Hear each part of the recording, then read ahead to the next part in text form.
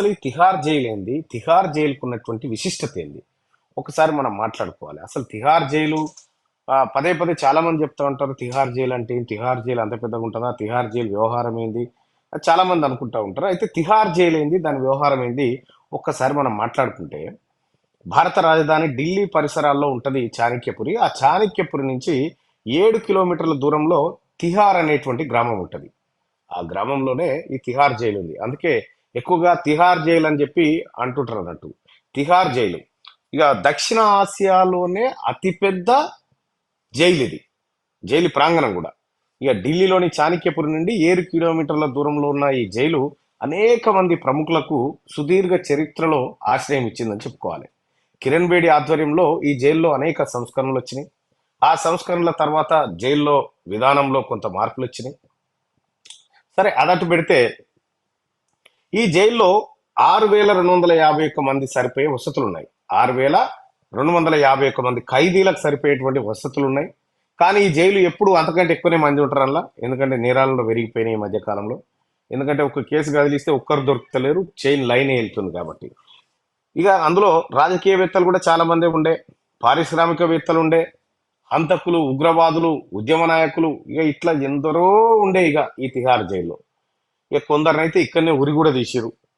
12 ఏళ్ల క్రితం పార్లమెంట్ మీద దాడి చేసిన ఆయన ఉన్నాడు కదా, ఆయన పేరేంది, అఫ్జల్ గురు. అఫ్జల్ గురువును ఉరి తీసింది కూడా తిహార్ జైల్లోనే. మాజీ ప్రధానమంత్రి ఇందిరాగాంధీ హత్య కేసులో ఉన్నటువంటి కెహార్ సింగ్, సత్వంత్ సింగ్లు కూడా ఈ జైల్లోనే వాళ్ళని ఉరి తీయడం జరిగింది. ఇక 1986 మార్చి 16న క్రిమినల్ చార్లెస్ శోభరాజు, అప్పుడప్పుడు మన ముఖ్యమంత్రి కేసీఆర్ ఇది రేవంత్ రెడ్డి గారు మాట్లాడుతూ ఉంటారు కదా, చార్లెస్ శోభరాజ్ లాంటి వాడు కేసీఆర్ అని చెప్పి. అసలు ఈ చార్లెస్ శోభరాజ్ ఎవరు, ఏం కథ అనేది ఇంకో ఎపిసోడ్ లో చూద్దాం. కానీ చార్లెస్ శోభరాజును ఈ జైల్లోనే బంధించడం జరిగింది. అయితే 1986 మార్చి 16 తారీఖు నాడు ఆయన ఈ తిహార్ జైలు నుంచి తప్పించుకున్నాడు.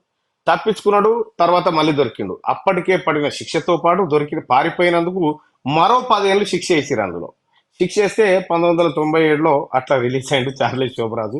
ఇక తర్వాత ఆయన దేశానికి ఆయన వెళ్ళిపోయిండు. సరే 10 ఏళ్ళు అదనపు శిక్ష పడ్డది, అయిపోయింది.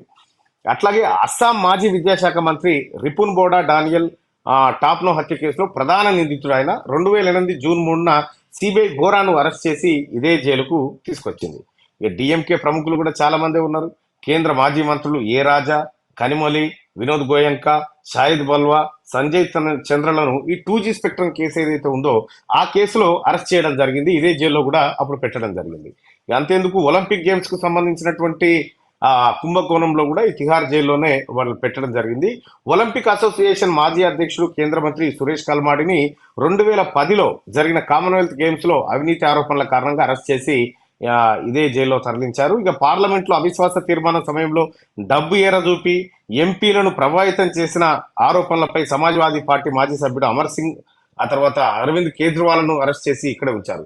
హర్యానా మాజీ ముఖ్యమంత్రి ఓం ప్రకాష్ చౌతాలాతో పాటు అతని కుమారుడు అజయ్ చౌతాలా అవినీతి కేసులో ఈ జైల్లోనే ఉన్నారు. ఇంకా అంతేకాదు, ఈ జైలు మొత్తం 400 ఎకరాల విస్తీర్ణంలో ఉంటుంది ఈ తిహార్ జైలు.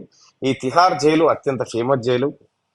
ఇక్కడ తిహార్ జైలు అంటేనే ఇప్పుడున్నటువంటి చంద్రశేఖర్ ఎవరైతే ఉన్నారో, కవితకి నెయ్యి డబ్బాలు పంపించినా అని చెప్పి చెప్తున్నటువంటి చంద్రశేఖర్ ఎవరైతే ఉన్నాడో, కవిత గారిని మా అక్క అని చెప్పి ఆయన ఓన్ చేసుకుంటా ఉండు సుబోధ్ చంద్రశేఖర్, ఆయన కూడా ఇప్పుడు తిహార్ జైల్లోనే ఉన్నాడు. అయితే తిహార్ జైల్లో గతంలో తిహార్ జైలు అంటే బాగుండదని చెప్పి కిరణ్ బేడి గారు వాళ్ళు ఎవరో వచ్చిన తర్వాత తిహార్ ఆశ్రమం అని పెట్టింది దాని పేరు. తిహార్ ఆశ్రమం అని పెట్టినా ఏది పెట్టినా కూడా ఆశ్రమంలోకి బయటకు వచ్చే పరిస్థితి అయితే ఉండదు. అయితే కల్వకుంట్ల కవిత గారు మొట్టమొదటిసారిగా మొత్తం దక్షిణ ఆసియాలోనే అత్యంత పెద్ద జైల్లోనే అడుగుపెట్టింది. ఈ చిన్న వాళ్ళ కుటుంబానికి ఆనయ్య కూడా, ఈ చెంచల్గూడ, ఈ చర్లపల్లి లాంటి చిన్న ఆనయ్య వాళ్ళకు కూడా వాస్తవానికి కూడా ఇంత పెద్ద జైల్లో పెట్టిరు. అయితే కవితకు ఎప్పుడైతే కవితను తిహార్ జైలుకు తరలించాలని చెప్పి రౌసవెన్యూ కోర్టు చెప్పిందో ఆ క్షణమే తిహార్ జైలు మరోసారి చర్చకు వచ్చింది అన్నట్టు. చార్లెస్ శోభరాజ్ అని చెప్పి ఉంటాడు. చార్లెస్ శోభరాజ్ ఎవరంటే విదేశీ టూరిస్టులను హత్య చేసి వాళ్ళ దగ్గర నుంచి డబ్బులు లాగి వాళ్ళని ఇబ్బంది పెట్టేటువంటి వ్యక్తి చార్లెస్ శోభరాజు. అయితే ఈ చార్లెస్ శోభరాజును కూడా ఇదే తిహార్ జైల్లో వస్తే శిక్ష అనుభవిస్తా ఉన్నాడు. వాని కర్మగాలి 1986ల వాడు గోడ దుంకి పారిపోయే ప్రయత్నం చేసిండు, లేకపోతే ఇంకో రకంగా తప్పించుకునే ప్రయత్నం చేసిండు. చేసిన ఇంకొక 2-3 ఏళ్ళు అయితే వాని శిక్ష అయిపోయేది. వాని కర్మకాలానికి వాడు రుక్కిండు, మళ్ళా కలకత్తాలో దొరికిండు. కలకత్తాలో దొరికిన తర్వాత మళ్ళీ తీసుకొచ్చి పాత శిక్ష ప్లస్ కొత్తగా 10 ఏళ్ళు మళ్ళీ వేసి 12 ఏళ్ళ శిక్ష వేసి అలా పెడితే 1997లో రిలీజ్ అయ్యి మళ్ళా పోయిండు. చార్లెస్ శోభరాజును మించిన ఇంటర్నేషనల్ మర్డరర్ ఇక ఉండడు. అందుకే కేసీఆర్ గారికి ముఖ్యమంత్రి రేవంత్ రెడ్డి గారు చార్లెస్ శోభరాజ్ అని పేరు పెట్టిండు.